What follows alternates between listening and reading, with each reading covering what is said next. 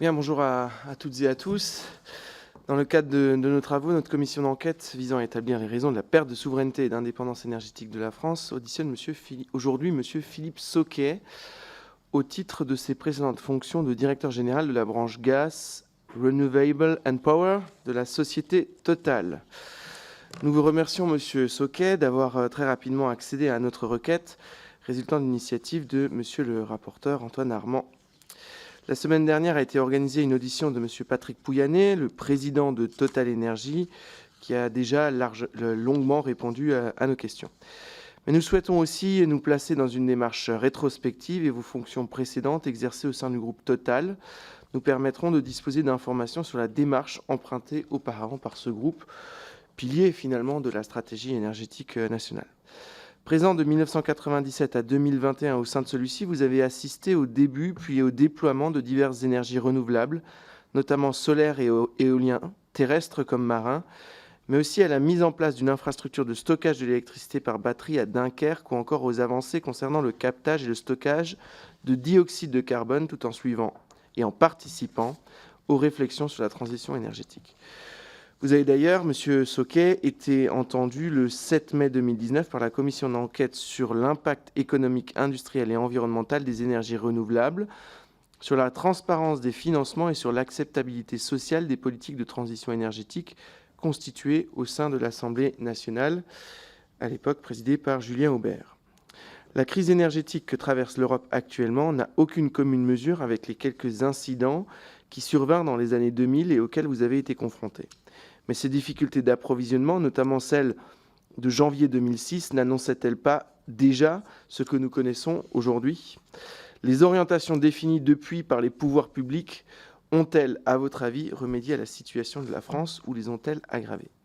Votre groupe lui-même a ainsi procédé, semble-t-il, à la diversification de ses sources et s'est préoccupé des capacités disponibles de stockage. Avez-vous perçu une réactivité du même ordre de la part des pouvoirs publics ? Voilà un exemple de questions sur lesquelles nous souhaiterons pouvoir vous entendre. Par ailleurs, au cours de la période d'exercice de vos fonctions au sein du groupe Total, vous avez vraisemblablement été intéressé, voire influencé, par les différents scénarios émanant d'organismes nationaux tels que RTE ou internationaux comme l'AIE. Mais finalement, ces scénarios ont-ils été vérifiés ?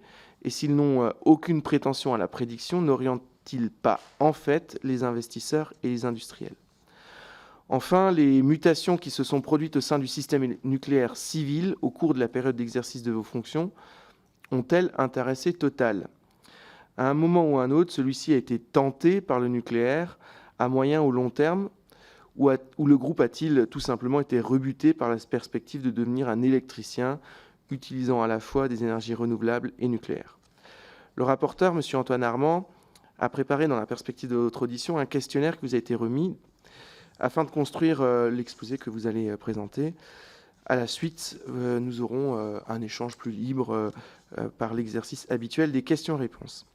Avant de vous laisser la parole, il convient de rappeler la procédure définie par l'article 6 de l'ordonnance du 17 novembre 1958 relative au fonctionnement des assemblées parlementaires. Et conformément à ces dispositions, il me revient de vous demander de prêter serment de dire la vérité, toute la vérité et rien que la vérité. En conséquence, je vous prie de bien vouloir lever la main droite et de dire « je le jure ». Je le jure. Eh bien, je vous remercie et je vous laisse donc la parole pour un propos liminaire.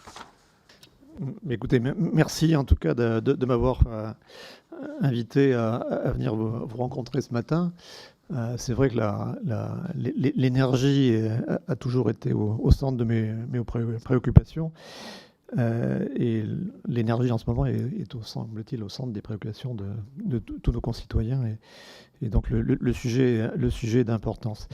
Je vais revenir un petit peu sur mon parcours et pour vous expliquer un petit peu dans la durée quelle a été la stratégie de Total dans le monde de l'énergie et comment on est arrivé à définir le Total Énergie aujourd'hui que vous connaissez. J'ai passé quelques années au début de ma carrière au sein de l'administration, ministère de l'Équipement, ministère des Finances, et ensuite je suis rentré dans l'industrie, attiré notamment par l'international, pensant que la maille française était trop limitée et que nous n'étions pas indépendant du monde dans lequel nous vivions. J'ai commencé par travailler dans la chimie, dans une boîte qui s'appelait CDF Chimie, et puis ensuite au sein de Total. Donc je suis rentré chez Total par la chimie. Et en fait, je n'ai commencé à véritablement travailler dans le monde de l'énergie chez Total en 1997. Et en 1997, je me suis posé la question d'aller travailler dans le pétrole, qui était l'activité majeure de Total, ou dans un autre secteur qui commençait à croître, qui était le domaine du gaz. Et dans le domaine du gaz, et ça fait écho à ce que l'on voit aujourd'hui, le gaz énergie qui est coûteuse à transporter, parce que sa densité énergétique est faible, et donc le dilemme des groupes qui cherchent des hydrocarbures, sachant que vous ne savez jamais trop si vous allez trouver du pétrole ou du gaz quand vous forez un puits, en général vous trouvez les deux.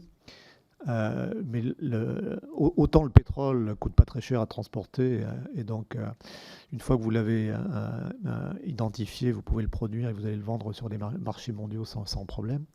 Vous le voyez aujourd'hui, on y reviendra, mais il n'y a pas de problème aujourd'hui sur l'approvisionnement en produits pétroliers au niveau mondial.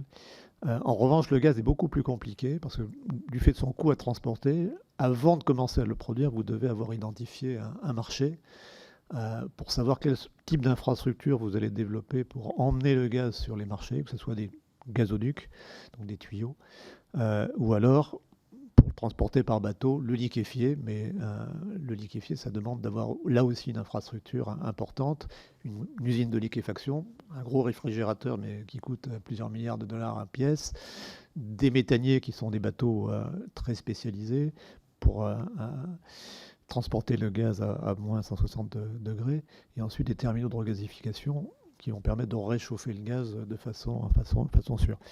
Et donc, en 1997, le gaz est encore une énergie jeune par rapport au charbon et par rapport au pétrole. Et on commence juste alors juste depuis 15 ans en gros, mais on commence juste à savoir le transporter sur les mers, justement en le liquéfiant.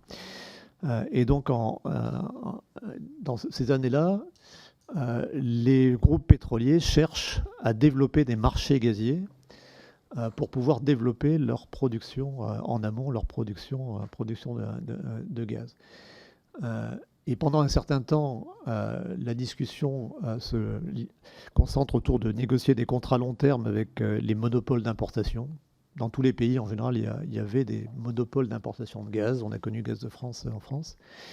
Et puis, c'est une période où la croissance est telle que tous les pays, pratiquement, vont commencer à libéraliser leur marché énergétique. C'est le cas en Europe avec les directives de 97, mais c'est le cas aux États-Unis, c'est le cas en Amérique latine, c'est le cas même au Japon, c'est le cas même en Chine.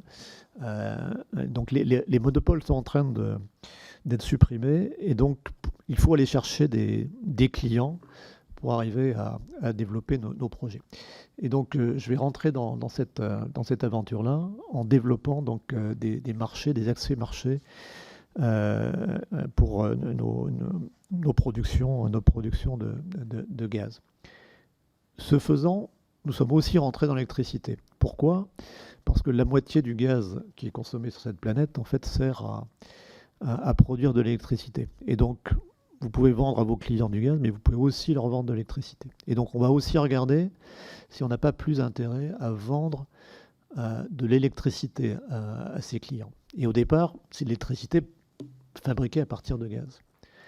Et puis, une fois qu'on va avoir acquis des clients en électricité, on va se rendre compte que produire l'électricité à partir de gaz, c'est pas forcément l'optimum, qu'il y a des moments où le prix du gaz est tellement élevé qu'il est plus élevé que l'électricité, donc ça n'est pas rentable de faire fonctionner votre centrale à gaz. Et donc on va commencer à regarder d'autres types d'énergie électrique, et notamment on va regarder effectivement les énergies renouvelables, et Total avait déjà des activités dans le solaire en électricité solaire dans ces années-là, et on va les développer là où ça fait du sens, et notamment en Afrique, parce qu'il n'y a pas de réseau, et donc aller mettre des panneaux solaires pour alimenter des villages en Afrique, ça fait déjà du sens, y compris sur le plan économique. On regardera le nucléaire à un moment où on commence, où le sujet du climat commence à émerger comme quelque chose d'important. Et on aura une aventure avec Suez à l'époque, et puis ensuite avec EDF à Abu Dhabi, qui ne sera pas un succès, on pourra y revenir si vous voulez. Et puis Fukushima nous convaincra que l'énergie nucléaire, même si elle peut être développée dans des pays où le niveau technologique de contrôle est élevé, n'est pas forcément une énergie adaptée à l'ensemble des pays du monde. Et en tant qu'acteur mondial, on va renoncer à cette aventure dans le nucléaire. Donc voilà, donc ça c'est ce que j'ai fait dans toute ma carrière à partir de 97. Il y a en gros trois périodes qui, là aussi, qui peuvent vous donner des points de repère historiques. Il y a une première période qui va aller jusqu'à la crise financière de 2008. C'est une époque où la croissance des consommations énergétiques dans le monde est absolument incroyable. C'est le moment où, en fait, où l'Asie est en train de sortir de la pauvreté, en train de consommer de plus en plus d'énergie. Et notamment la Chine, qui produit du charbon, va devoir en importer et va se tourner vers le gaz, pas pour des raisons climatiques, mais pour des raisons de pollution de l'air, parce qu'ils vont se rendre compte qu'avec avec le charbon, les particules, la pollution de l'air devient un fait majeur environnemental en Chine, et le gaz va leur apporter non seulement une énergie abondante, mais aussi parfaitement propre sur le plan de la pollution de l'air.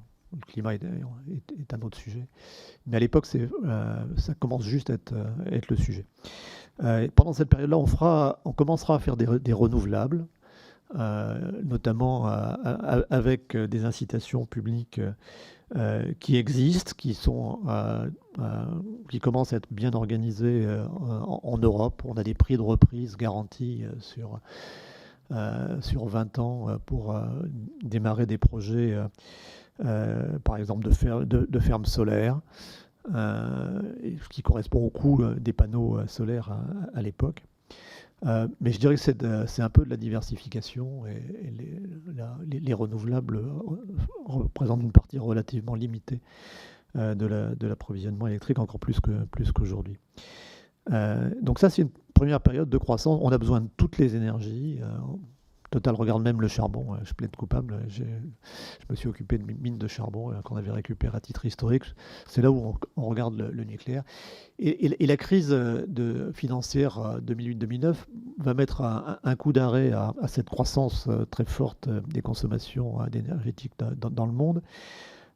Et elle va aussi, comme les prix de l'énergie s'étaient envolés, elle va aussi se traduire par un développement qu'on n'avait pas vu venir, qui est le développement du gaz de schiste et du pétrole de schiste aux États-Unis, qui va changer complètement la vision des choses. Pourquoi ? Dans toute la décennie qui précédait, nous étions obnubilés par ce qu'on appelait le peak oil, voire le peak gaz. Donc on était persuadé que les hydrocarbures allaient décliner très vite. Et c'est pour ça qu'il fallait chercher d'autres énergies. Et c'est aussi pour ça que le climat n'était pas forcément un sujet de long terme, parce que si on ne produisait plus d'hydrocarbures, il n'y avait plus de CO2. Donc c'est pour ça que la focalisation était plus sur il faut trouver de l'énergie, plus que sur le climat. Et puis cette période 2008-2009, on se rend compte que les États-Unis développent le gaz de schiste, le pétrole de schiste. Ça change complètement la vision du potentiel des réserves sur la planète d'hydrocarbures. Et donc, il n'y a plus de souci de réserve. Donc, la planète a plein d'énergie fossile. Mais c'est une période où il va y avoir un certain nombre de crises.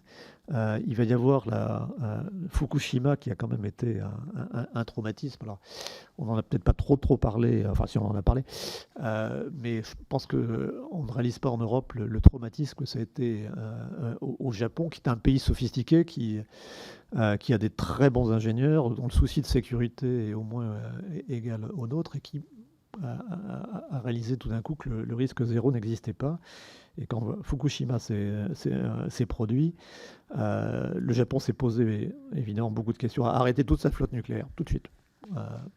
Alors par chance pour lui, il était diversifié, on en reviendra, la diversification c'est aussi important. Et donc il a pu arrêter toute sa production nucléaire, ça faisait à peu près un tiers de sa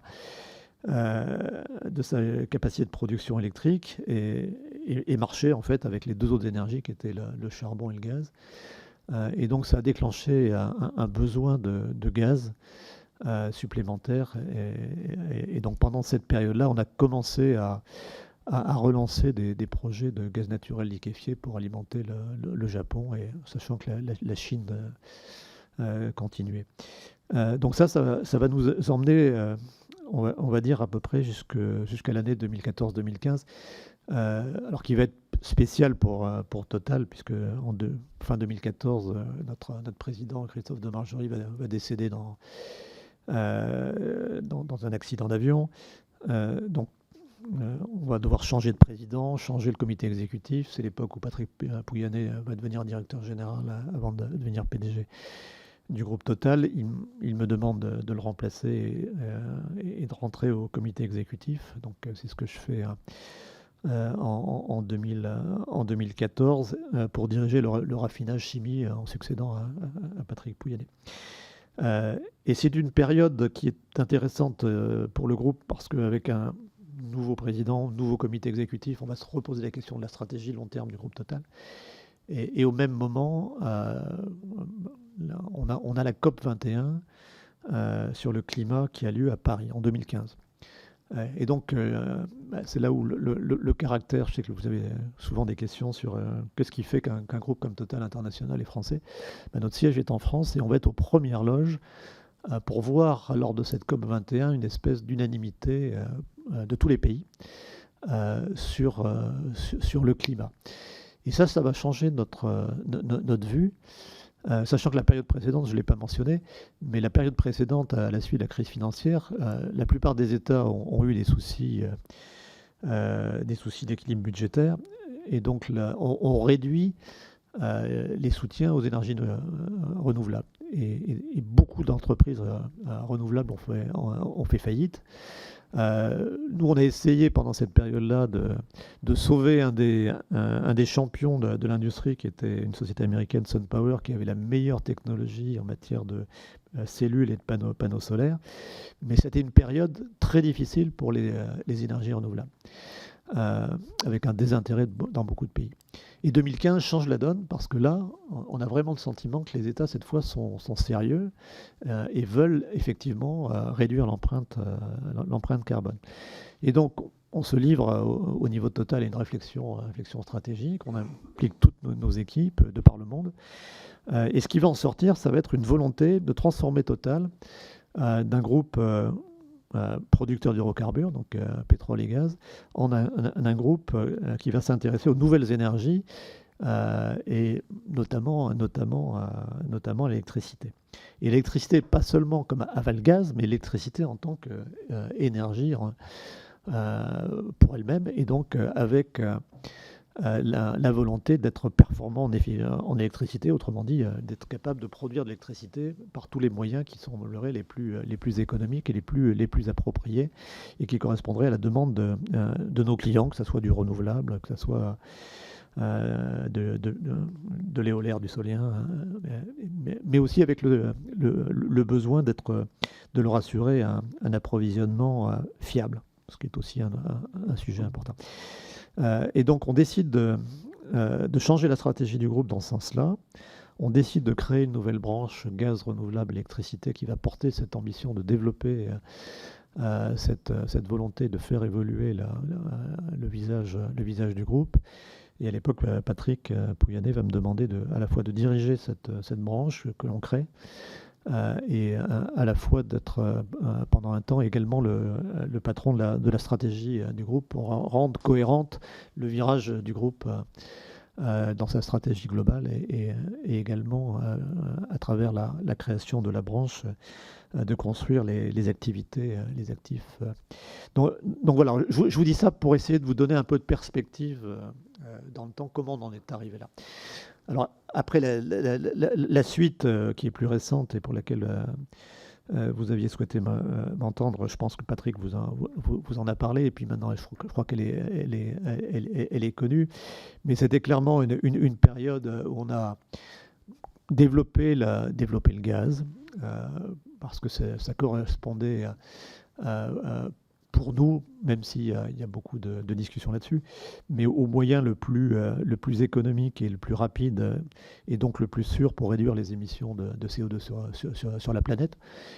Et ce n'est pas un hasard si beaucoup de pays, que ce soit le Japon, la Corée, la Chine, l'Inde maintenant, même si le souci de réduire les émissions de carbone n'est quand même pas tout à fait le même au niveau de l'Inde que celui que l'on a en Europe. Mais plus près de nous, l'Allemagne aussi a fait ce choix. Donc la priorité, une des priorités, parce qu'il y en a plusieurs, sachant qu'il n'y a pas d'énergie idéale, hein, donc on pourra revenir, mais il n'y a pas d'énergie idéale. Donc on a besoin de plusieurs types d'énergie. Et donc le gaz fait partie de la panoplie pour réduire l'empreinte carbone de nos clients et la nôtre et sur la planète. Et tous les scénarios qu'on regarde, vous avez mentionné les scénarios de l'AIE, mais tout le monde beaucoup d'organismes, on va dire, se sont mis à faire des scénarios pour voir comment on pouvait respecter la trajectoire de réduction d'émissions telle que définie à la COP 21 en 2015, donc le well below 2 degrés. Il n'y avait pas une trajectoire unique, il y en a bien sûr plusieurs, mais pratiquement toutes faisaient appel à un remplacement rapide du charbon par le gaz dans la génération électrique. Donc on va développer le gaz, on va développer surtout le gaz naturel liquéfié, parce que dans la plupart des pays, les gisements de gaz se sont épuisés, c'est le cas notamment en Europe, mais pas seulement. Et donc il faut faire venir le gaz de plus en plus loin, et le gaz naturel liquéfié est le moyen de faire traverser les océans aux réserves de gaz qui sont abondantes sur la planète.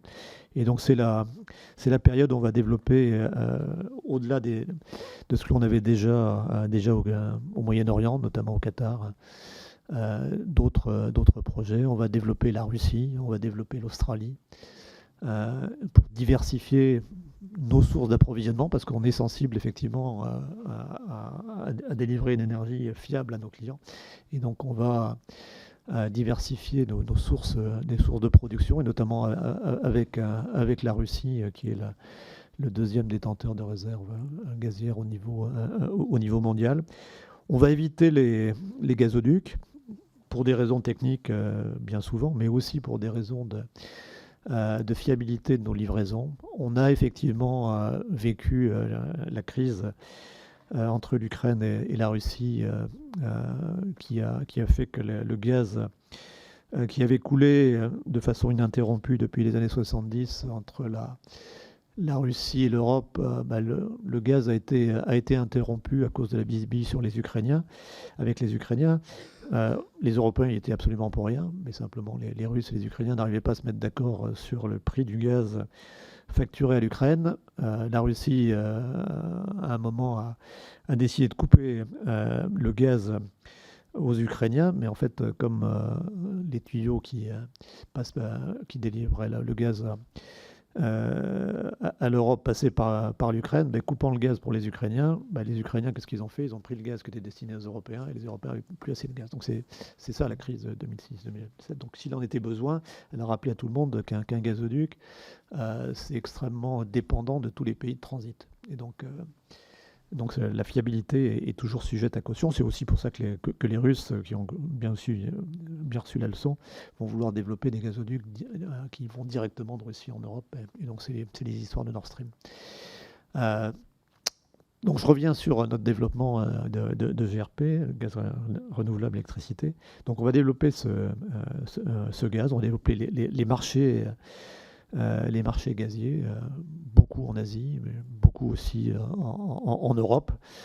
On va se développer dans l'électricité à partir de gaz, mais l'électricité à partir de renouvelables. On était déjà dans le solaire, mais dans le solaire, notre aventure SunPower, c'était pas très bien passé, comme je vous l'ai dit. Le retrait des subventions et des soutiens renouvelables dans la plupart des pays développés entre 2010 et 2015 avait fait qu'on avait perdu de l'argent dans cette activité-là. Et donc on va repartir de zéro, ou presque, mais avec l'idée cette fois d'être producteur d'électricité, non pas producteur d'équipement. Donc on va continuer avec SunPower, et SunPower existe toujours, et on a remis d'aplomb SunPower, y compris en l'alliant avec des partenaires chinois, mais on va développer surtout la production de solaire, on va développer la production d'énergie éolienne. On va revenir dans l'éolien. On avait fait une petite expérience qui s'était révélée tellement concluante, faute d'acceptabilité en France de cette technologie. Mais là on va y revenir. Et donc après, et on va faire d'autres choses qui ont surprise. On a racheté Saft, qui est donc un fabricant de batteries, qui était un fabricant de batteries avec une technologie remarquable, mais qui ne s'intéressait pas trop au marché de l'énergie. Donc on va racheter Saft. C'était la première acquisition qu'on a faite en 2016. Et pourquoi? Parce qu'on pensait qu'il était important de développer des batteries pour pallier à une partie de l'intermittence des énergies renouvelables, solaires et éoliens, qui malheureusement ne produisent pas tout le temps. Donc les batteries étaient une des façons pas la seule, mais une des façons de résoudre cette difficulté. On fera aussi, dans un autre sujet de souveraineté énergétique, le projet ACC, donc de batteries, donc de gigafactories européennes de batteries à destination des véhicules électriques, donc pour la mobilité. Et puis on va faire des tas d'autres choses qui correspondent plutôt à la génération d'énergie qui va commencer juste d'être développée. On va développer des biotechnologies, du biogaz notamment. On va acquérir Fonroche, qui était le leader français du biogaz, parce qu'on est convaincu que les bios ont un rôle à jouer, notamment pour fabriquer de l'énergie liquide et de l'énergie gazeuse. On va également s'intéresser à l'hydrogène vert, sachant que c'est une technologie compliquée, coûteuse. L'hydrogène n'est pas un gaz facile à manipuler, mais la planète va avoir besoin de gaz. La planète ne peut pas fonctionner simplement à partir d'électrons. Si vous avez une chose à retenir dans l'énergie, c'est que les liquides, ça se transporte facilement et ça a une forte densité énergétique. Le gaz, ça se transporte plus mal et ça a une plus faible densité énergétique, mais c'est quand même stockable à horizon de 6 mois. On fait du stockage saisonnier en gaz. Les électrons, ça se stocke très difficilement. Donc bien sûr, il y a des batteries, mais ça coûte très cher et vous ne pourrez jamais stocker de l'électricité en grande quantité pour une maille saisonnière. Donc il faudra passer toujours par des molécules. Et donc les molécules décarbonées, ça peut être du biogaz, ça peut être aussi de l'hydrogène et de l'hydrogène vert. Ce qui pose d'autres problèmes, puisque pour produire de l'hydrogène vert, il faut aussi produire de l'électricité, donc il faut avoir une surcapacité d'électricité, déjà comme on l'a passé. Donc il faut de l'électricité pour produire cet hydrogène. Mais on va commencer à regarder les premiers projets. Alors maintenant que j'ai quitté Total, je continue à m'intéresser d'ailleurs à l'hydrogène vert, parce que je pense que c'est une énergie qui va véritablement devoir se développer plutôt aux horizons de 2025, 2030, 2035, mais c'est vraiment une énergie dont on va avoir besoin si on est sérieux avec les trajectoires climatiques. Mais on va déjà commencer à le regarder, je vais déjà commencer à le regarder chez Total. Et puis il y a l'histoire des puits de carbone que vous avez mentionné, parce que pour assurer la neutralité carbone de la planète, on va avoir besoin encore d'hydrocarbures. Alors, beaucoup moins que ce qu'on a aujourd'hui, c'est clair, mais on va en avoir besoin parce que toute la chimie, les médicaments, l'industrie pharmaceutique, ça fonctionne aussi avec du carbone. Et il y a d'autres industries qui vont avoir du mal à fonctionner sans carbone. Donc il y aura toujours besoin d'une production d'hydrocarbures. Et donc il faut pouvoir stocker le carbone qui sera dégagé par ces énergies fossiles. Et donc il y a deux façons de stocker le carbone. En tout cas, on a identifié deux. Le stocker de façon géologique, et on va faire le premier projet de stockage industriel en Norvège qui s'appelle Northern Lights, donc, dont on a démarré la construction juste avant que je quitte le groupe Total. Et puis on va s'intéresser aux puits de carbone naturels.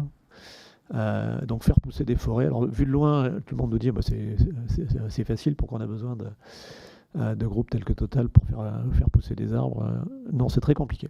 C'est très compliqué de faire de vrais puits de carbone naturels durables, parce qu'il ne s'agit pas simplement de faire pousser des arbres, il faut aussi s'assurer que les populations locales ne vont pas avoir la tentation de venir couper les arbres que vous aurez plantés. Et donc c'est tout un écosystème qu'il faut construire, qui demande de comprendre l'agronomie. Alors j'ai recruté à l'époque des ingénieurs agronomes, parce que nous on n'y connaissait rien, je peux vous dire, chez Total. Mais voilà, mais donc c'est un autre sujet, mais qui est aussi un sujet important et qu'on a développé pendant toute cette période-là. Donc voilà, et en 2021, donc j'ai pris ma retraite parce qu'on a une règle tacite dans le groupe, mais que je me suis appliqué, qui est de laisser la place aux jeunes. Et donc je suis parti en 2021 avec un groupe qui est en train de se rebaptiser Total Énergie, avec une branche gaz renouvelable et électricité qui était devenu le 5e acteur en matière de renouvelable, probablement le leader mondial en termes de solaire. Mais en tout cas, clairement un des 5 premiers acteurs au niveau mondiaux, et qui représentait plus du quart des investissements du groupe Total, et à ce titre-là, un des tout premiers investisseurs au niveau mondial dans les renouvelables. Donc voilà, excusez-moi d'avoir été un petit peu long, mais j'espère que ce n'est pas pour parler de ce que j'ai fait à titre personnel, c'était surtout pour vous expliquer un petit peu comment on a été arrivé là. Et quels avaient été les moteurs qui avaient conduit les changements chez Total. Alors, je ne sais pas si... Alors maintenant, je peux m'arrêter là et puis répondre aux questions que vous voudriez me poser. Oui, on va vous poser des questions, ça permettra au fur et à mesure de compléter encore.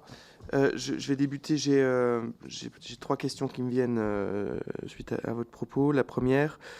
vous parlez finalement de la nécessité de diversifier pour sécuriser. La France a été traversée ces dernières années par un débat sur une forme de fin de la diversification des hydrocarbures liquides entre le gasoil et l'essence. Quel regard vous portez au regard des enjeux conjugués de pollution de l'air et donc de technologie de combustion et d'émissions de CO2 et donc de capacité énergétique du même litre de carburant? Oui, alors sur le plan pétrolier, comme je vous l'ai dit, le pétrole, ça se transporte très, très facilement. Le prix d'un baril de pétrole, là, c'est à peu près 80, 90, 100 $. Avec 2 $, donc 2% du prix, vous lui faites traverser la planète. Donc ce qui fait que quand il y a des perturbations dans l'approvisionnement, on peut assez vite jouer sur différentes différentes sources. Ce pétrole, il n'est pas utilisable directement, donc il faut le raffiner. Et quand vous raffinez du pétrole, donc dans les raffineries, on en a en France, chez Total notamment, vous le séparez en différents composants. Alors il y a les produits lourds qui servent par exemple à faire du bitume, et des produits moins lourds, ce qu'on appelle les middle distillates, qui sont le diesel, le gasoil, le kérosène pour les avions, et puis les produits les plus légers qui sont l'essence. Quand vous raffinez, vous allez en fait produire une portion, une fraction à peu près fixe d'essence et de diesel. Et l'outil de raffinage, il est adapté à la demande du pays, de la zone dans laquelle vous êtes raffineur. Et un des problèmes qui s'est produit, et ce n'est pas que la France, hein, c'est l'Europe, on a de plus en plus incité les automobilistes à acheter des voitures diesel. Et les taxes sur le diesel ont été systématiquement inférieures à ce qu'elles étaient sur l'essence. Je ne fais pas un dessin, vous savez que à la pompe, les carburants, c'est surtout des taxes. Et donc, la politique de promotion du diesel va faire en sorte que le diesel, la demande de diesel va croître beaucoup plus rapidement que la demande d'essence qui va stagner, voire diminuer. Et l'outil de raffinage européen, qui avait été construit il y a bien longtemps, va se retrouver inadapté. Et donc, la conséquence, c'est que les raffineurs européens vont devoir exporter leurs essences, et on a exporté de l'essence, et on en exporte encore aujourd'hui, quand les raffineries tournent, aux États-Unis, et on va importer du diesel. Et c'est comme ça qu'on va se retrouver à devoir importer du diesel, alors, de Russie notamment, et de destinations plus lointaines. Mais l'Europe va se rendre dépendante d'importations, alors pas de pétrole, mais de produits pétroliers, à cause de cette politique. Est-ce qu'elle était justifiée? Sûrement, puisqu'elle a été décidée.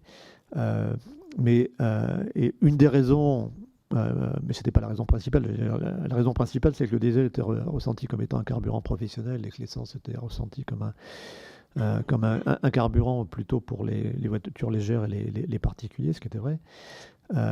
Mais en matière de pollution de l'air, l'essence était plutôt mieux que le diesel, parce qu'il fallait équiper les véhicules de filtres à particules pour éviter la pollution de l'air. Et in fine, on a réussi à faire, les constructeurs automobiles ont réussi à faire des véhicules à essence qui consommaient peu, alors qu'un des principaux atouts aussi du diesel, c'était qu'il consommait moins. Les moteurs diesel consommaient moins de carburant, moins d'énergie que les moteurs à essence. Donc c'est vrai qu'il y a eu un moment ce déséquilibre. Il a été un petit peu gommé, et on a vu la tendance à une demande d'essence qui a corrigé par rapport à la demande de diesel. Le diesel est devenu très cher sur les marchés parce qu'il fallait l'importer. L'essence est devenue moins chère parce qu'il fallait l'exporter. Donc, il y avait un excès d'offres. Et donc ça aussi, ça conduit les automobilistes à regarder différemment le coût économique entre une voiture à essence et une voiture diesel. Mais on est quand même toujours dans cette situation-là. Et donc, quand on a dû arrêter, quand la France, comme l'Europe a dû arrêter d'importer du diesel de Russie, il a fallu trouver d'autres sources d'importation parce que l'outil de raffinage européen ne sait pas produire autant de diesel qu'il en est consommé. Mais bon, ça n'a pas été un énorme problème parce que justement, les produits pétroliers, ça se transporte bien. Et donc, Total en particulier avait une raffinerie en Arabie Saoudite qui pouvait pallier à l'arrêt des importations de diesel russe en France. Donc de votre point de vue, finalement, ce débat sur le basculement de la consommation du gasoil vers l'essence, c'est le mouvement qui a été organisé par les pouvoirs publics ces dernières années.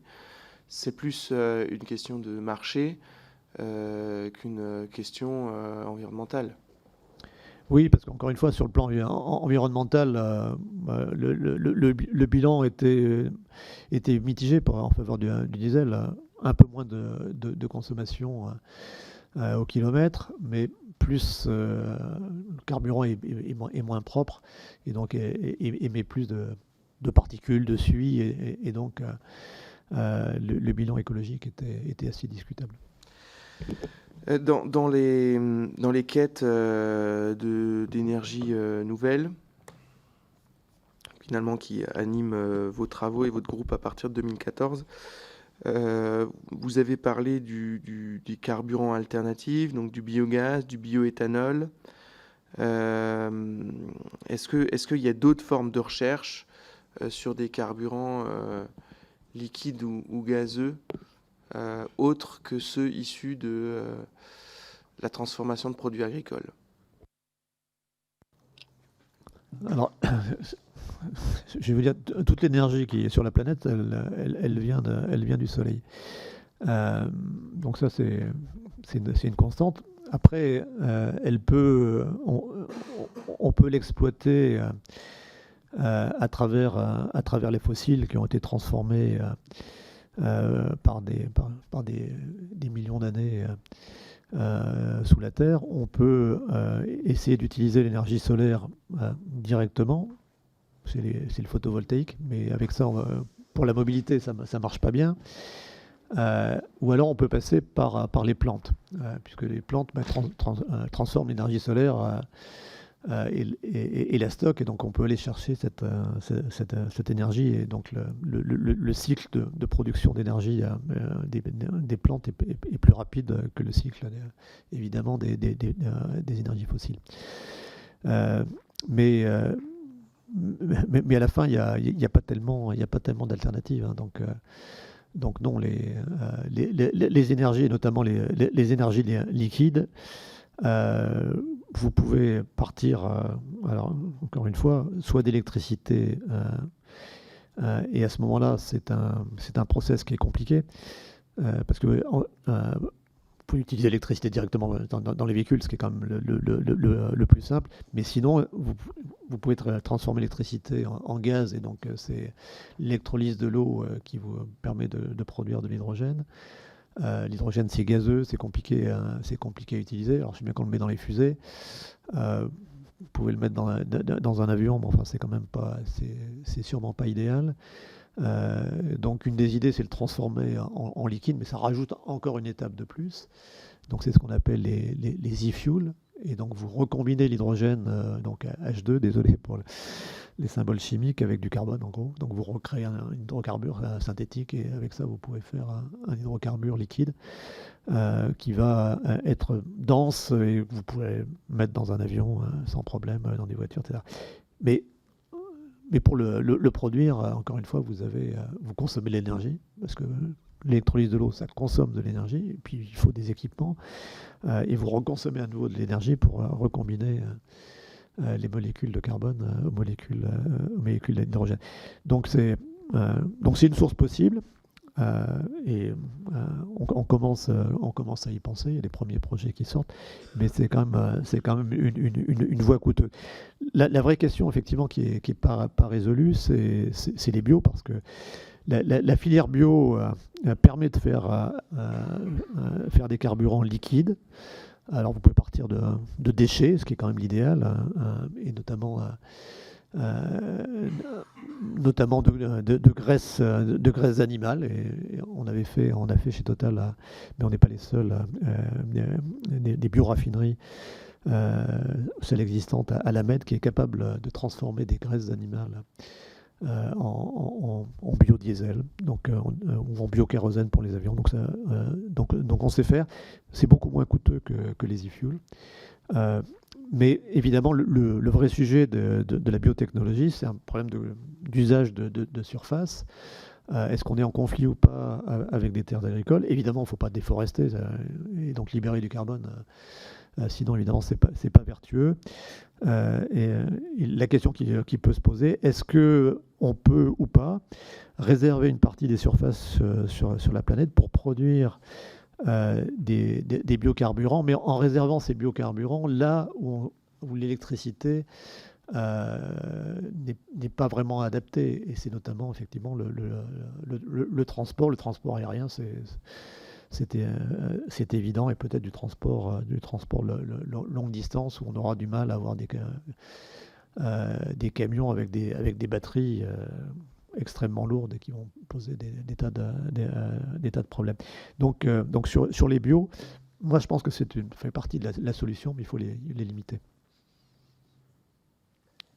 J'ai une dernière question. vous avez fait en retraçant finalement votre parcours et la façon dont les décisions se construisent dans une grande firme internationale de l'énergie, l'histoire de l'apparition du gaz et de la transformation de la préoccupation du gaz sur celle de l'électricité et des nouveaux moyens de production d'électricité que sont les énergies renouvelables.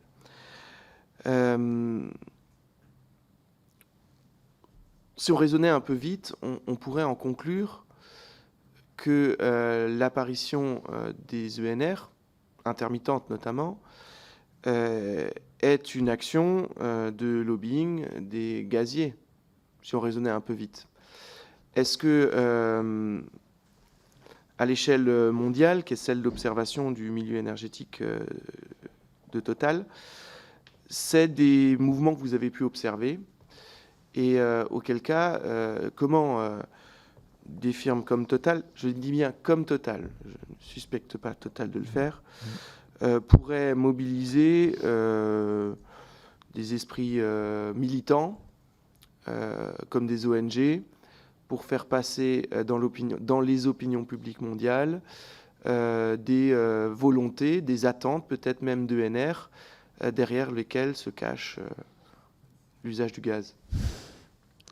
C'est amusant. J'avoue que c'est la première fois qu'on me pose cette question. Mais absolument. Mais honnêtement, non, c'est pas du tout le cas. Je vous garantis que je me suis bagarré, y compris au niveau de la profession. J'ai présidé l'association des gaziers européens à une époque, et pour convaincre mes collègues qu'il fallait faire des renouvelables, je vous garantis que c'était compliqué. Mais non, les renouvelables je vais vous dire, sont apparus de façon, je dirais, presque autonome, simplement parce que à une époque, il y a eu on avait des pays où les ressources naturelles étaient principalement du soleil et du vent, et c'était compliqué d'investir dans des grosses centrales électriques. Et donc dans tous les pays africains, je vous garantis que on faisait du solaire parce que c'était la seule énergie qui faisait vraiment du sens. Alors il y a une partie de l'Afrique où il y a beaucoup d'hydro, et donc ils arrivaient à faire de l'électricité en quantité importante, mais encore ils avaient du mal à la transporter à travers des immensités. Alors que vous mettez un panneau solaire quelque part, vous tirez un fil de 2 mètres et ça y est, vous avez de l'électricité pour faire fonctionner un frigo, ce qui est l'accès à la santé et l'éclairage qui, mine de rien, et l'accès à la culture, parce que vous pouvez permettre aux Africains de lire, y compris la nuit. Donc non, les renouvelables sont apparus pour moi sur leur propre mérite. Ensuite, ce sont les électriciens qui ont commencé à s'y intéresser, et notamment pour des raisons environnementales et climatiques. Alors, bien sûr, en France, on a l'impression que le nucléaire peut tout faire. Ce qu'on est en train de voir en ce moment, c'est que c'est pas quand même une évidence. Et aujourd'hui, si la France va pouvoir passer l'hiver, et je le souhaite, c'est grâce aux centrales charbon, centrales gaz et aux centrales renouvelables qui fonctionnent pour pallier la défaillance de la moitié ou presque de notre parc nucléaire. Mais dans beaucoup de pays, le nucléaire est considéré comme une énergie marginale. Au niveau mondial, c'est 5% de l'énergie primaire mondiale qui est consommée à partir de nucléaire. Il y a beaucoup de craintes des accidents, et encore une fois, on a eu Three Mile Island aux États-Unis, on a eu Tchernobyl, on a eu Fukushima. Je sais bien que mon ami Jean Covici dit c'est pas très grave, s'il y a un accident nucléaire, ça fera moins de morts que les accidents de la route. Mais quand même, je pense qu'il y a une vraie limite à l'utilisation de cette énergie dans beaucoup de pays. Et même en France, attention, on a ouvrir un nouveau site nucléaire, c'est compliqué en France. Le nucléaire demande beaucoup de refroidissement. Alors, il y a d'autres technologies dans le nucléaire. C'est pour ça qu'il faut faire attention. Moi, je fonde beaucoup d'espoir sur de nouvelles technologies dans le nucléaire. On pourrait parler de la fusion, mais ça, c'est pour même pas mes petits-enfants, c'est pour les enfants de mes petits-enfants, de mes petits-enfants. Mais la technologie actuelle, il faut beaucoup de refroidissement. Donc a priori, vous voyez bien qu'avec le niveau de la Loire en ce moment, c'est compliqué de faire fonctionner les centrales nucléaires en été. Donc il faut les mettre au bord de mer. Mais au bord de mer, mettre une centrale nucléaire en bord de mer, les Bretons à l'époque en ont pas voulu et je les comprends. Donc c'est compliqué quand même. Et puis il y a des pays qui n'ont pas de façade maritime. Donc le refroidissement est sûrement un sujet auquel il faut faire attention. Et puis au niveau de la planète, alors c'est pas au niveau de la France, mais attention, avec les centrales nucléaires vient l'enrichissement de l'uranium et donc la matière pour faire une bombe. Et donc ça aussi, ça refroidit un tout petit peu quand on vous décrit un avenir radionucléaire. Donc je reviens aux électriciens. Donc dans beaucoup de pays, les électriciens, ils avaient surtout du charbon, parce qu'aujourd'hui c'est du charbon qui est le moyen le plus utilisé pour produire de l'électricité. Et donc quand ils ont compris que le charbon, ça polluait l'air, et que c'était pas bon pour le climat, qu'est-ce qu'ils avaient comme alternative? Le gaz. Mais le gaz, souvent, il était cher, il fallait l'importer, et n'était pas exempt d'émissions de carbone. Donc, ils ont commencé de regarder aussi les renouvelables, et donc bien avant que les gaziers, les producteurs d'hydrocarbures s'intéressent aux renouvelables. Dans les renouvelables, aujourd'hui, Total est de loin la société qui est la plus avancée dans les renouvelables. Regardez nos concurrents américains, Exxon et Chevron, ils n'arrêtent pas de dire que les renouvelables, c'est une bêtise. Donc non, il n'y a sûrement pas de consensus au niveau des producteurs d'hydrocarbures. Ce sont les électriciens qui ont commencé à... Alors je vais dire que c'était presque des indépendants, parce qu'au départ, c'était des petits projets qui ont été développés, donc beaucoup d'indépendants, qui maintenant ont des difficultés à passer à la vitesse supérieure, qui ont des difficultés à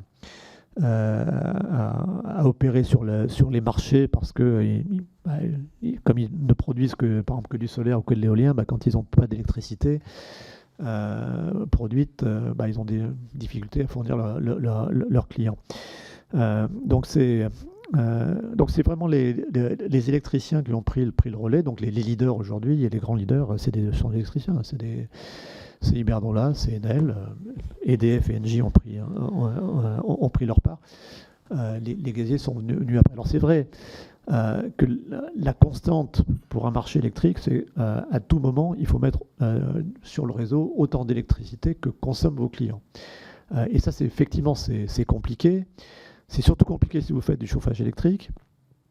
Ce qu'on a fait en France, et attention, l'électricité ne sait pas bien gérer les pointes qui sont réclamées par le chauffage. Et donc, c'est pour ça que beaucoup de pays ont préféré ne pas utiliser l'électricité. Nous, on l'a fait.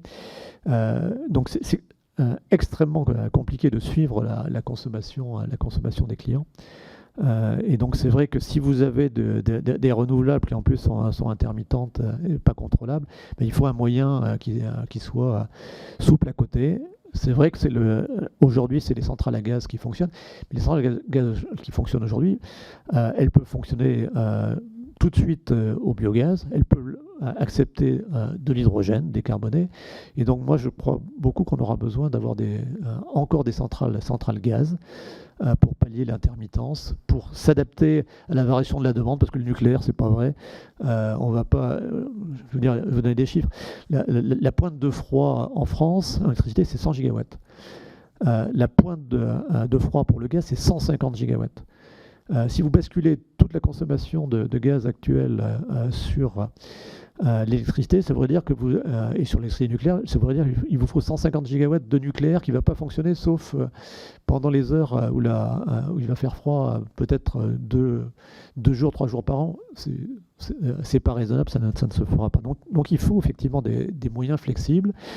Le gaz, les centrales au gaz sont les plus flexibles qui soient de par leur technologie. C'est la technologie des moteurs d'avion. On sait démarrer une turbine à gaz dans le même temps qu'il faut pour faire décoller un avion, donc c'est pratiquement instantané. Donc c'est vrai que ça a beaucoup d'atouts. Il faudra les verdir, mais il faut effectivement considérer le biogaz, il faut considérer l'hydrogène vert. Il faut considérer aussi les batteries. C'est pour ça qu'on a fait des batteries qu'on a installées à Dunkerque, comme vous l'avez mentionné, justement pour aider à passer ces pointes qui peuvent de temps en temps ne durer qu'une heure. Donc quand ça dure qu'une heure, la batterie, ça marche très bien. Quand ça dure 2-3 jours, c'est plus compliqué. Voilà. Très bien. Merci. Je laisse la parole au rapporteur. Merci, Monsieur le Président. Merci, Monsieur Soquet, pour vos réponses. J'ai en fait une seule question qui se décline, qui porte sur la stratégie de décarbonation de l'entreprise. Et je pose la question de manière un peu directe parce que, au fond, c'est pas forcément le rôle d'une entreprise comme Total d'avoir une stratégie de décarbonation. Le rôle, j'imagine, de votre entreprise, c'est d'avoir une stratégie économique, entrepreneuriale, avec des engagements de diverses natures qui peuvent être d'ordre environnementaux, RSE. Mais quand je vous écoute, j'ai l'impression qu'il n'y avait aucun intérêt pour la décarbonation jusqu'à la COP21.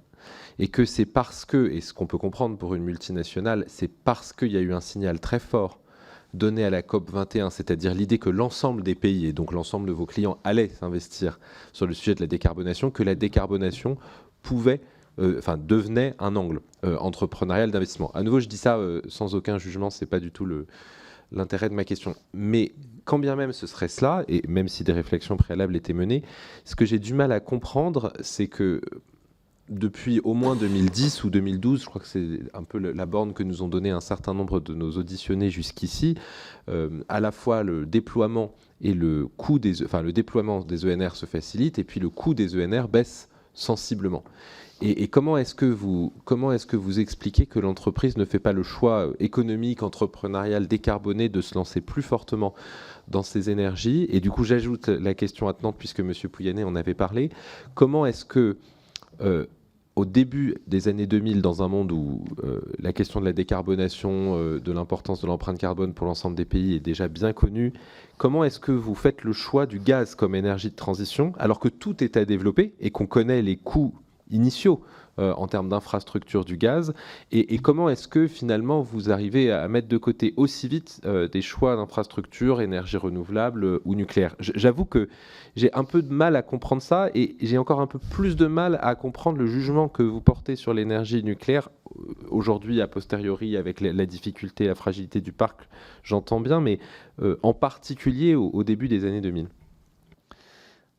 Alors, encore une fois, nous sommes effectivement une entreprise. Et l'entreprise, ça a notamment des clients. Et donc, ce qui est important pour nous, c'est d'anticiper, parce que on a besoin d'investir 5 ans, 10 ans, 15 ans avant souvent de produire de l'énergie. Donc, on essaie d'anticiper la demande de nos clients. Et la devise du groupe, c'est d'apporter à nos clients une énergie qui soit fiable. Donc ça, c'est important. C'est pour ça que les énergies alternatives, ça fait partie de la panoplie, mais ça ne peut pas suffire. On veut que cette énergie, elle soit propre, bien entendu, parce que les clients souhaitent tous de l'énergie propre. Mais derrière, ils veulent aussi de l'énergie qui soit abordable. Et donc ça conduit. Alors on peut avoir des postures en disant il n'y a qu'à Faucon, le monde ne veut plus d'émissions de carbone, mais c'est pas notre expérience. Et notre expérience, c'est que oui, il y a une aspiration à avoir des énergies décarbonées. Oui, elles ont fait beaucoup de progrès, et je pense qu'on y a lourdement participé dans les années 2010. Le coût de production d'électricité photovoltaïque, c'était 500 euros par mégawattheure, et on est descendu en Europe à 50, et dans les pays très ensoleillés où on œuvre, on est à 15. Donc bien sûr, ça fait beaucoup de problèmes. Par contre, ce qu'on n'a pas résolu, c'est que ça ne produit pas la nuit. Donc ça, c'est toujours là.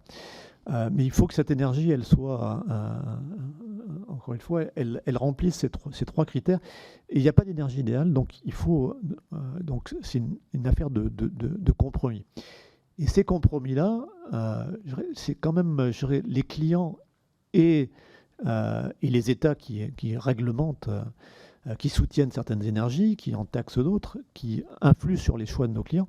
Mais à la fin, ce n'est pas nous qui pouvons imposer à nos clients de choisir une énergie plutôt que telle autre. Je peux vous dire, quand on a commencé à développer l'énergie, les ventes d'énergie électrique aux particuliers, maintenant en Europe, on a 9 millions de clients, donc c'est pas rien. On a mis l'électricité verte au même prix pour démarrer. On avait à peu près un taux de succès de 1 sur 2. Maintenant, il y a un petit plus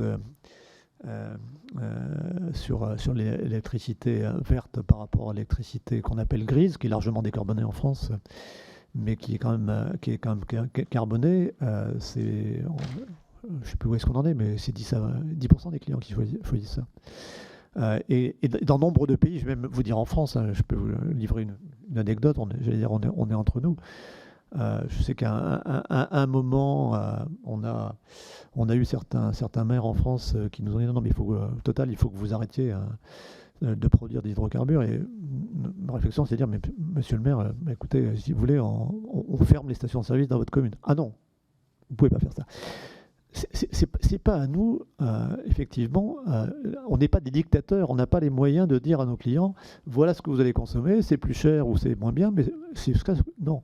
Donc ce qu'on essaie d'anticiper, c'est ce qu'ils vont vouloir, et ce qu'ils vont vouloir, évidemment, est lourdement dicté par les réglementations, mais encore une fois, une entreprise, on n'a pas le moyen d'imposer à nos clients. C'était pas le sens de ma question, monsieur, en fait. L'idée, c'était juste je suis totalement d'accord avec ce que vous dites, c'est juste de vous faire confirmer l'idée que, étant donné les attentes de vos clients, en 2000 pour 2020 ou en 2010 pour 2020, l'entreprise n'a pas développé d'investissement majeur en matière d'énergie décarbonée. Ah ben, on a fait de la R&D, à l'époque on était tout seul. Je peux vous en dire que sur le solaire, dans les années 2000, on n'était pas nombreux. D'autres entreprises, vous pourrez leur poser la question. Je dirais, pour eux, le solaire, c'était pas une option. Nous, on y croyait déjà. Mais on a fait surtout de la recherche, parce que les développements, je vous ai parlé de l'Afrique, mais c'était tout petit, effectivement. À l'époque, il n'y a pas grand monde qui avait envie de payer ce prix-là. Donc on s'est préparé, on a anticipé, comme aujourd'hui on anticipe des technologies, de la recherche. Total fait beaucoup de recherches, et notamment en France. Alors, on n'a pas réussi à en faire à Palaiseau, où on voulait créer un superbe centre de recherche énergie nouvelle. Je le regrette, surtout pour la France, parce que cette recherche aura probablement lieu ailleurs. Mais on prépare l'avenir en faisant de la R&D, mais on déploie de façon industrielle au moment où les clients sont prêts à consommer. Donc la trajectoire carbone, bien sûr, on la suit, mais c'est vrai qu'on ne la suit pas on ne va pas évangéliser. D'autres, le GIEC est là pour ça, pour alerter sur les dangers. Nous, notre boulot, c'est de préparer des solutions. Enfin, je parle de Total Energy, je m'y inclus encore aujourd'hui parce que je travaille toujours dans le monde de l'énergie. Mais il faut préparer des solutions, il faut les améliorer. Et ensuite, c'est les clients, c'est les pouvoirs publics, dans le cas des restrictions ou des contraintes réglementaires qui ont été fixées par le public, qui vont faire le choix. Et donc, nous, on essaie d'anticiper ça. Et c'est clair qu'on anticipe, on se prépare à une trajectoire carbone qui pourrait être conforme à la COP 21, qui incorpore encore une fois du gaz, et qui incorpore d'ailleurs aussi du pétrole, mais qui prévoit une nette diminution. Et donc Total Energy, oui, se prépare cette trajectoire-là. c'est vrai que si cette trajectoire n'est pas suivie, et je suis désolé, mais aujourd'hui, elle n'est pas suivie par nombre de pays, l'Europe se met en avant, et je trouve ça de façon absolument admirable. On va devoir gérer le fait que, du coup, l'Europe, parce que ces énergies, globalement, sont quand même plus chères que les énergies fossiles, sinon il n'y aurait pas de débat. On ne développe pas des énergies fossiles simplement parce que pour enquiquiner le monde, c'est simplement parce qu'elles sont moins chères et qu'elles sont abondantes. Mais on se prépare à un avenir où l'Europe va payer structurellement son énergie plus chère. Et donc on va avoir des délocalisations d'entreprises. On le voit notamment en ce moment avec ce qui est en train de se passer. Les États-Unis ont un avantage structurel parce que, à la différence des Européens, plutôt que de commencer de démanteler leurs énergies fossiles avant d'avoir développé les renouvelables, ils développent les renouvelables en plus. Nous, on a tendance à vouloir appuyer sur le frein en même temps que sur l'accélérateur à côté, et c'est plus compliqué. C'est peut-être plus vertueux, mais c'est plus compliqué. Merci. Une dernière question donc, sur le déploiement pour le coup des énergies renouvelables à partir des années 2010. Vous aviez une certaine capacité à le faire et pourtant, c'est une autorité publique évidemment pas du tout spécialement liée à votre entreprise. Il y a eu beaucoup de freins. En tout cas, les entreprises qui étaient prêtes à les déployer n'ont pas pu le faire ou ne l'ont pas fait dans les conditions qu'elles l'imaginaient. Est-ce que vous pouvez revenir un petit peu sur les freins au développement et à l'implantation des ENR en France ? Alors, oui, la France est un peu à l'image de l'Europe, mais ce qu'on a vu à partir de 2010, partout, y compris en France, on a restreint les budgets, donc c'était les montants qui étaient mis de mégawatts, en gros, qui étaient mis en appel d'offres. Avec des prix subventionnés. On peut le comprendre encore une fois, l'électricité, notamment l'éolien était déjà, j'allais dire presque abordable, mais il était quand même à 70-80 euros par mégawattheure. À l'époque, on pensait que le nucléaire était beaucoup moins cher. On a vu après que le nouveau nucléaire l'était beaucoup plus. C'est pour ça que, par exemple, vous avez vu que EDF a demandé des contrats également de prix garantis au Royaume-Uni qui étaient largement supérieurs à 100 euros par mégawattheure. Mais à l'époque, on pensait que l'éolien était quand même cher. On pensait que le solaire était hors de prix. Donc les volumes ont été réduits. Dans le même temps, la Chine a commencé, elle, à développer les renouvelables, a commencé à produire, là je vais parler du solaire, les cellules et les panneaux. L'effondrement du marché européen a fait que les fabricants de cellules et de panneaux, et Total était un fabricant à la fois de cellules solaires, on fabriquait des cellules solaires en Belgique, on fabriquait des panneaux en France. Et donc, ces activités-là ont commencé à avoir des difficultés financières importantes. Toute l'industrie qui était la plus développée en Allemagne a été nettoyée. Tout le monde a fait faillite. Certains ont été rachetés par des Asiatiques. Mais toute l'industrie allemande a disparu. Total, nous, on a souffert, honnêtement, pendant cette période-là.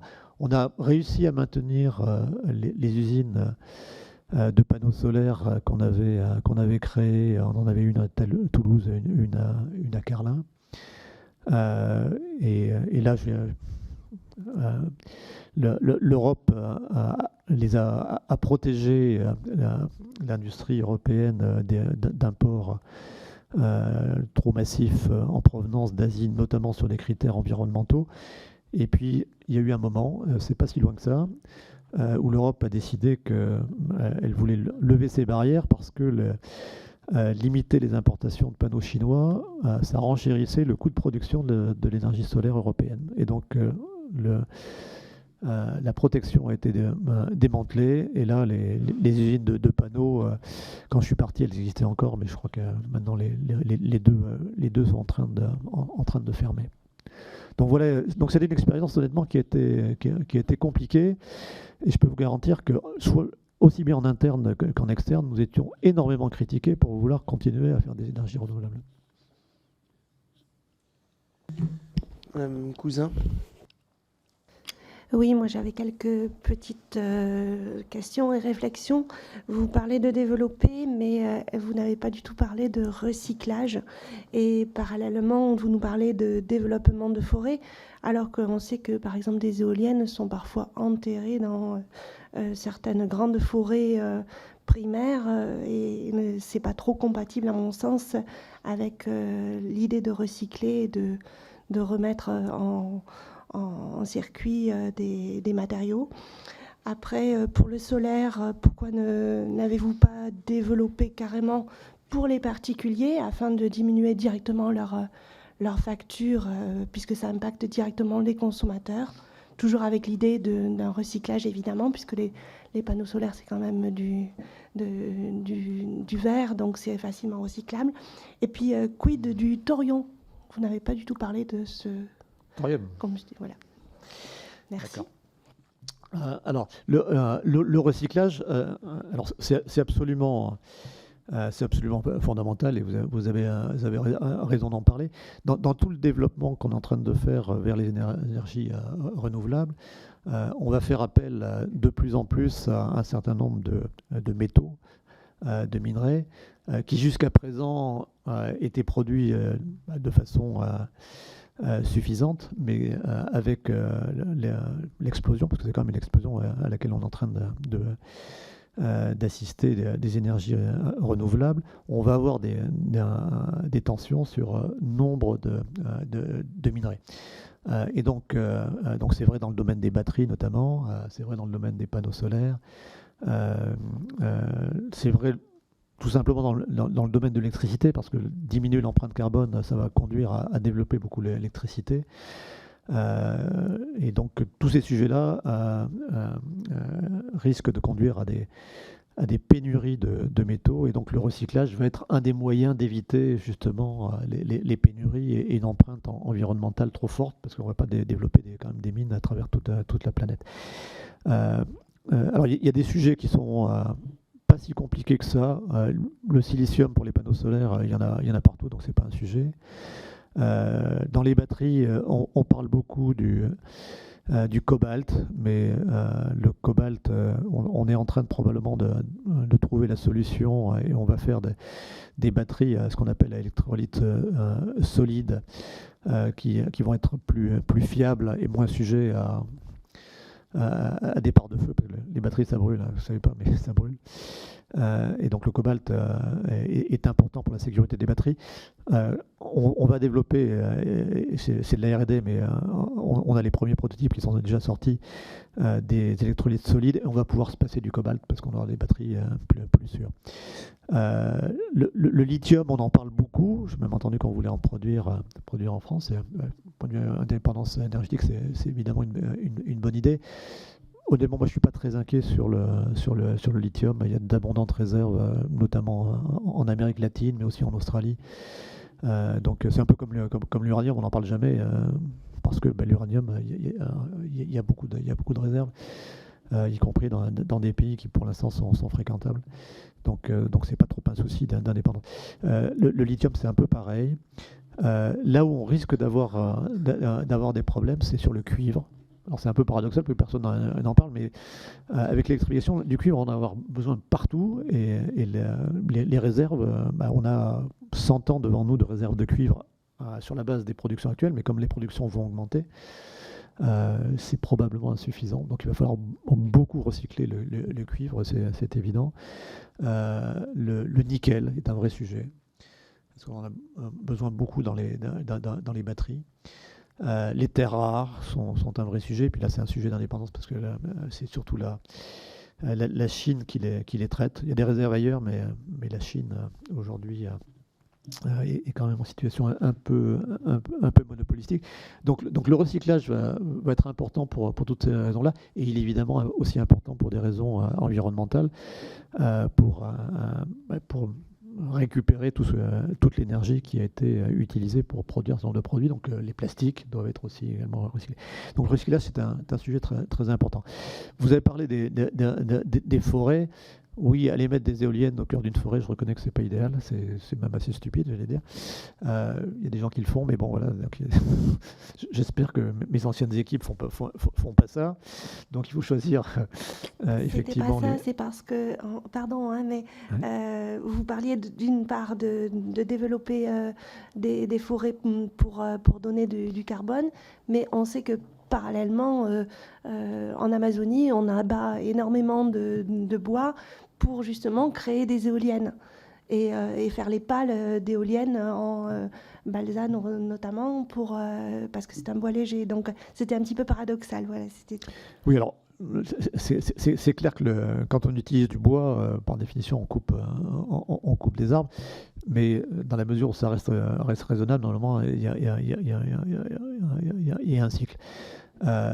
Donc, nous, ce qu'on avait imaginé et ce qu'on a commencé de faire pour faire des puits de carbone, c'est d'aller dans des endroits, alors ça n'a rien à voir avec les éoliennes, mais on a regardé notamment l'Afrique, le Congo, le Gabon, on a regardé le Pérou, et c'est donc des endroits où en fait on se concentrait sur une production durable, un stockage de carbone avec une forêt, en devant développer tout l'écosystème pour permettre aux populations locales de pouvoir vivre sans avoir besoin d'aller couper du bois, parce que c'est souvent ce qui se passe. La déforestation, malheureusement, ça s'est fait chez nous il y a 1500 ans. Hein, donc, mais souvent, c'est les populations humaines qui ont besoin de bois pour chauffer ou qui ont besoin d'espace pour développer des cultures et qui coupent la forêt primaire. Alors, effectivement, c'est dommage de le faire pour des raisons de nécessité alimentaire. C'est encore plus dommage de le faire pour d'autres raisons et des raisons industrielles.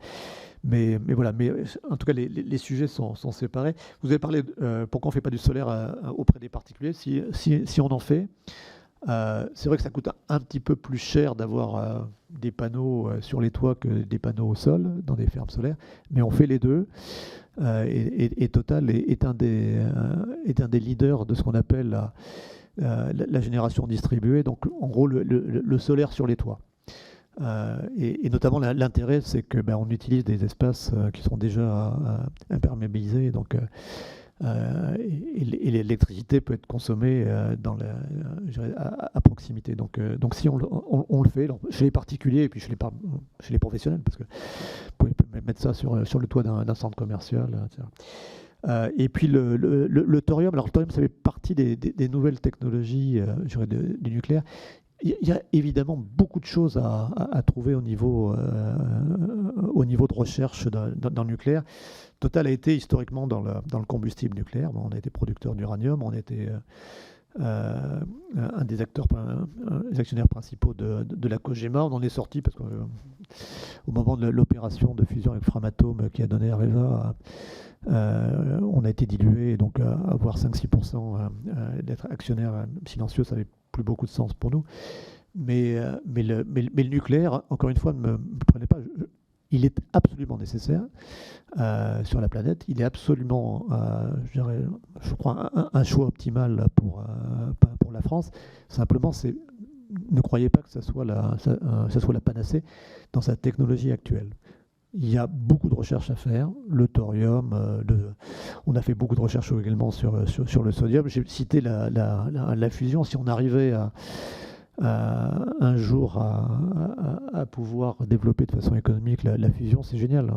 On aura résolu le problème, mais c'est compliqué. Ça consiste en gros à recréer le soleil sur Terre, donc c'est compliqué. Merci, c'est la difficulté de notre commission d'enquête aussi, faire la part des choses entre le processus décisionnel, la réalité vécue, le concret, la réalité économique et puis le rêve. Puisque le rêve d'une énergie infinie reste une quête de tous les industriels, mais aussi de tous les pouvoirs publics, vu la quantité de solutions que cela peut apporter, vous l'avez rappelé, la santé, mais aussi la culture, qui est une des principales conséquences de l'éclairage. Je vous remercie, monsieur le rapporteur, mesdames et messieurs les membres de la commission, monsieur Sauquet, pour votre disponibilité et la complétude de vos réponses. Je vous donne rendez-vous aux membres de la commission la semaine prochaine, à partir du 6 décembre, pour procéder aux auditions, notamment de madame Catherine MacGregor, directrice générale du groupe Engie, puis de Daniel Ververde, membre de l'Académie des technologies, et surtout en sa qualité d'ancien administrateur général du commissariat à l'énergie atomique. À la semaine prochaine. Merci encore pour votre écoute. Merci.